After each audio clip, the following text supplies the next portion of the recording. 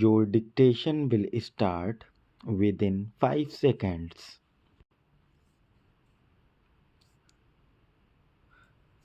It is clear from the discussion made herein above that the said case was not one relating to compounding of offence.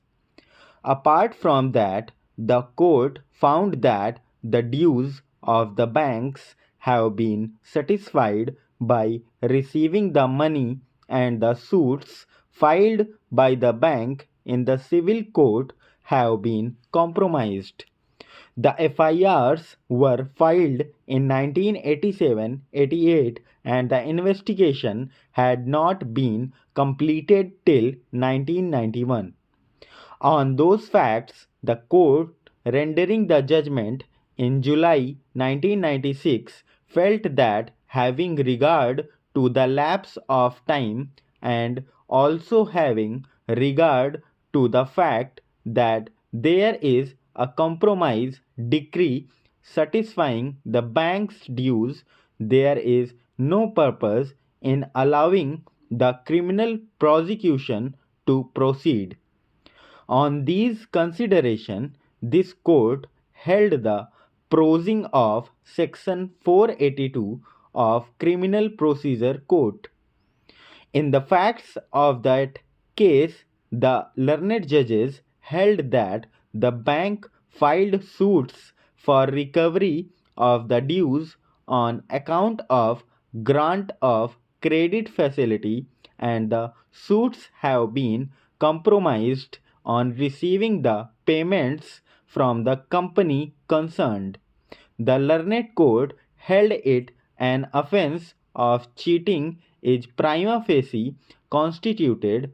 Such offence is a compoundable offence, and compromise decrees passed in the suits instituted by the banks for all intents and purposes amount to compounding of the offence of cheating.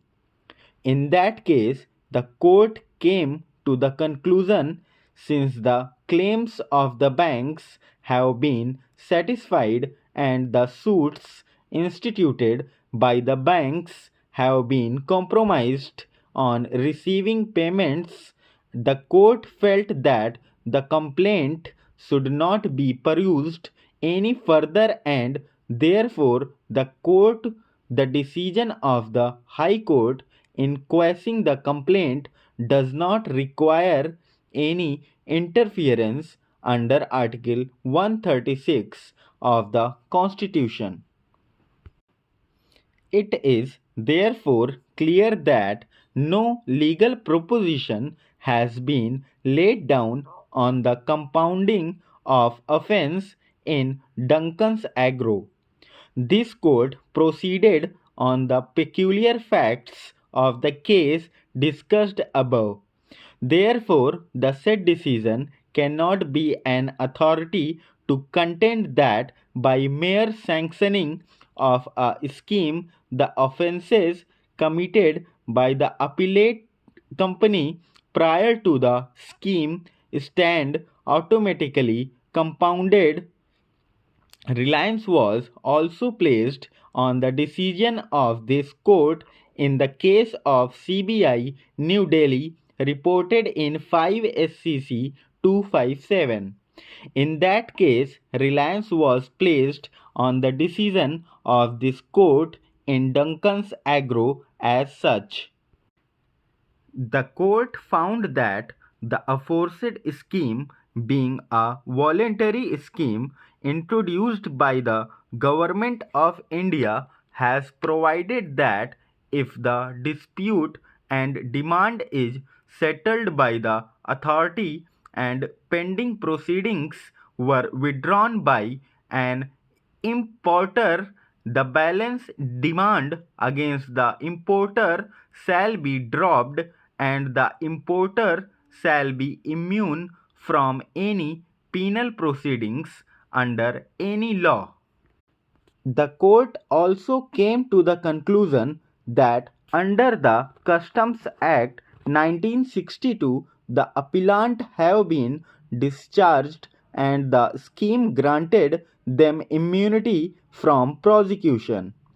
On those facts, the court held that the immunity which has been granted under the provisions of Customs Act will also extend to such offences that may prima facie be made out on identical allegation, namely evasion of customs duty and violation of any notification under the said act.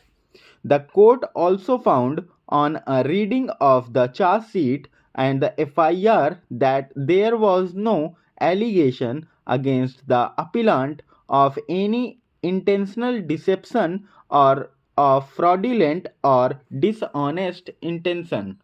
On those facts, the court held that once a civil case has been compromised and the alleged offense has been compounded, the continuance of the criminal proceedings therefore would be an abuse of the judicial process.